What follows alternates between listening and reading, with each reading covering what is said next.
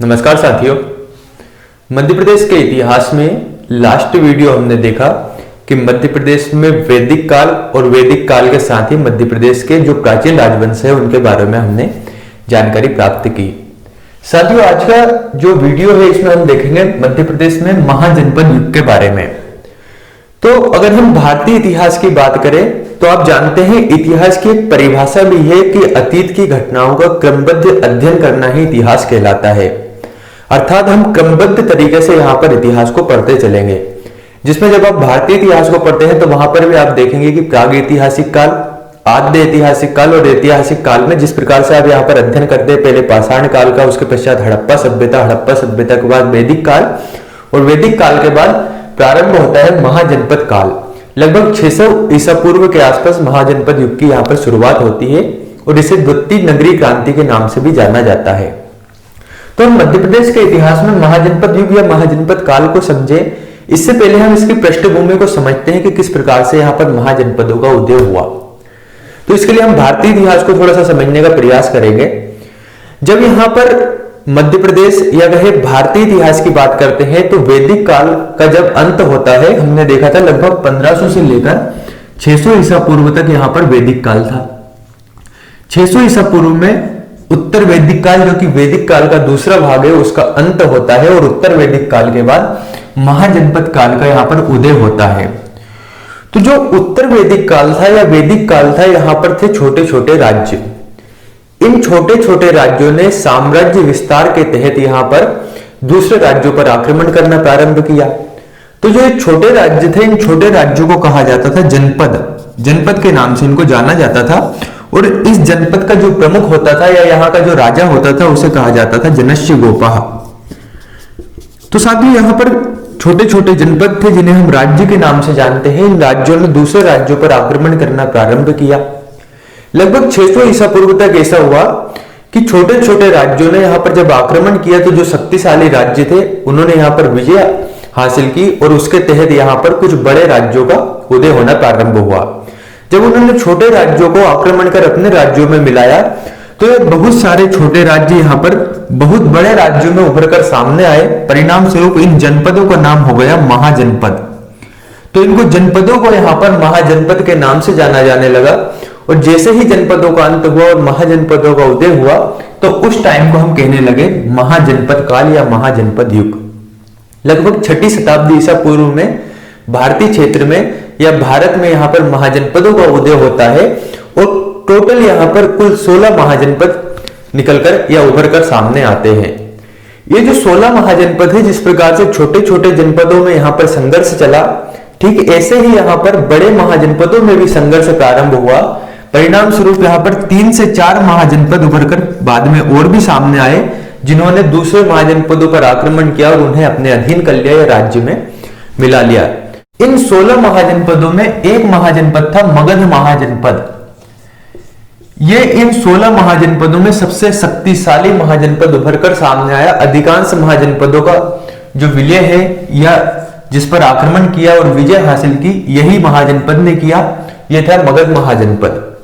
तो इन 16 महाजनपदों के अलग अलग नाम हैं, आप भारतीय इतिहास में इनको पढ़ेंगे।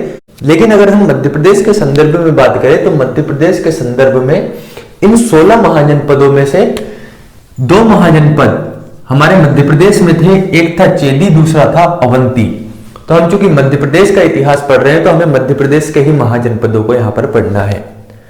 तो ध्यान रखना, टोटल महाजनपद थे 16। मध्य प्रदेश में थे 2 महाजनपद, एक का नाम था चेदी महाजनपद और दूसरे का नाम था अवंती महाजनपद। इनके बारे में हम देखते हैं। सबसे पहली बात की जाए चेदी जनपद की, तो जो चेदी महाजनपद था, इस चेदी महाजनपद की राजधानी थी सुक्तिमती। कहीं कहीं आपको शक्तिमती भी मिलेगा और कहीं कहीं इसका नाम आपको सोत्थिवती भी देखने को मिलेगा। तो चेदी महाजनपद, इसकी राजधानी थी सुक्तिमती या शक्तिमती। इसका राज्य के विस्तार की बात करें कि किस क्षेत्र में उस समय ये महाजनपद था, तो ये महाजनपद बुंदेलखंड के पूर्वी क्षेत्र में इसका विस्तार था। ध्यान रखना, जो वर्तमान में बुंदेलखंड क्षेत्र है, आपने मध्य प्रदेश के भूगोल वाले पार्ट में देखा कि बुंदेलखंड कौन सा क्षेत्र है, तो उसी के पूर्वी भाग में या बुंदेलखंड के पूर्वी क्षेत्र में चेदी महाजनपद का विस्तार था। इस चेदी महाजनपद की एक शाखा थी कलिंग में, और आपने कलिंग के एक प्रसिद्ध राजा का नाम सुना होगा, खारवेल। तो खारवेल उसी कलिंग का राजा था या वहां का प्रसिद्ध शासक था, जो कि चेदी वंश से संबंधित था, या चेदी वंश की एक शाखा थी। आपने महाभारत में एक शासक का उल्लेख मिलता है, शिशुपाल। जो शिशुपाल का वर्णन महाभारत में मिलता है, ये शिशुपाल भी चेदी वंश का शासक था। और आपने सुना होगा श्री कृष्ण द्वारा शिशुपाल के सिर को श्री कृष्ण के चक्र द्वारा काटा गया था, वह शिशुपाल इसी वंश से संबंधित था, जिसका महाभारत में उल्लेख मिलता है। बाद में चेदी महाजनपद यहाँ पर कमजोर होता है, और जो मगध महाजनपद था, हमने कहा 16 महाजनपदों में उभरकर सबसे बड़ा महाजनपद जो सामने आया था, मगध महाजनपद। इस मगध महाजनपद द्वारा चेदी महाजनपद का विलय या इसको अपने अधीन कर लिया जाता है। तो मगध में एक वंश था जिसका नाम था नंद वंश। इस नंद वंश का उस समय शासक था महापद्मनन, जो कि नंद वंशी शासक था। इसके द्वारा अपने साम्राज्य विस्तार नीति के तहत इस चेदी महाजनपद को मगध महाजनपद में मिला लिया जाता है, और हमें नंद वंश से संबंधित जो बड़वानी है, बड़वानी से कुछ नंद वंश की मुद्राएं भी प्राप्त हुई है। तो ध्यान रखना, चेदी महाजनपद, इसकी राजधानी सुक्तिमती, इसका विस्तार बुंदेलखंड के पूर्वी क्षेत्र में, एक शाखा कलिंग में जहां पर इसका शासक था खारवेल। शिशुपाल इसी वंश का शासक था जिसका सिर श्री कृष्ण द्वारा चक्र से काटा गया था, और मगध महाजनपद में नंद वंश के शासक महापद्मनन द्वारा इसका विलय किया गया या इसको मिलाया गया। बड़वानी से नंद वंश की मुद्राएं प्राप्त हुई। तो नंद वंश की मुद्राएं मध्य प्रदेश के किस स्थान से प्राप्त हुई? तो वह प्राप्त हुई है बड़वानी से। आगे की ओर दूसरे महाजनपद की बात करें तो दूसरा महाजनपद था अवंती। अवंती, इसकी जो राजधानी थी, इसकी दो राजधानी देखने को मिलती है। तो अवंती दो भागों में विभाजित था, एक था उत्तरी अवंती, दूसरा था दक्षिणी अवंती।